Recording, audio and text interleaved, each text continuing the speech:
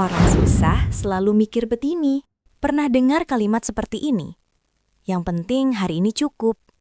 Nanti juga ada rezekinya. Yang penting bisa makan. Kalimat-kalimat ini terdengar sederhana, tapi tanpa sadar, inilah pola pikir yang bikin seseorang terus susah.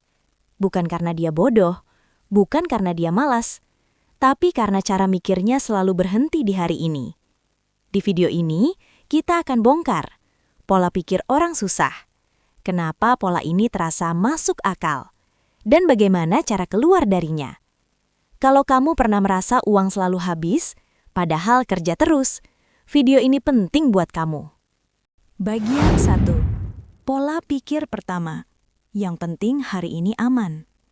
Orang susah jarang berpikir jauh, bukan karena tidak mau, tapi karena hidupnya selalu darurat. Yang penting, hari ini bisa makan, hari ini bisa bayar, hari ini tidak ribut. Masalahnya apa? Hidup cuma bereaksi, bukan merencanakan. Setiap gaji datang, dipakai nutup yang kemarin, habis untuk kebutuhan mendesak. Tidak ada yang disiapkan untuk besok. Akhirnya, hidup berputar di lingkaran yang sama. Hari ini aman, besok panik lagi. Bagian 2. Pola pikir kedua, nanti juga ada. Ini kalimat favorit. Kelihatannya pasrah, padahal sering jadi alasan untuk tidak siap. Banyak orang berkata, tenang aja, nanti juga ada. Masalahnya, tidak ada dana darurat, tidak ada tabungan, tidak ada sistem uang. Kalau rezeki benar-benar datang, uangnya langsung hilang karena tidak ada tempatnya. Rezeki tanpa sistem sama dengan rezeki numpang lewat. Bagian 3. Pola pikir 3. Gue orang kecil, biasa aja. Ini lebih berbahaya. Orang susah sering mengecilkan dirinya sendiri. Saya cuma karyawan. Saya orang kecil. Ngapain mikir kaya? Masalahnya, saat kamu merasa kecil, kamu tidak merasa perlu bertumbuh. Tidak upgrade skill. Tidak naikkan nilai diri. Tidak cari peluang baru. Bukan karena tidak bisa, tapi karena merasa tidak pantas.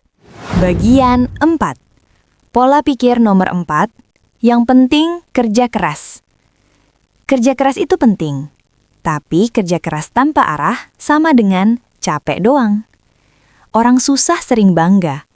Lembur terus, jarang libur, selalu sibuk, tapi uangnya tetap sama. Kenapa? Karena tidak mikir naik level, tidak bangun aset, tidak bikin sistem. Kerja keras tanpa strategi tidak akan pernah bikin kaya. Bagian 5. Pola pikir nomor 5.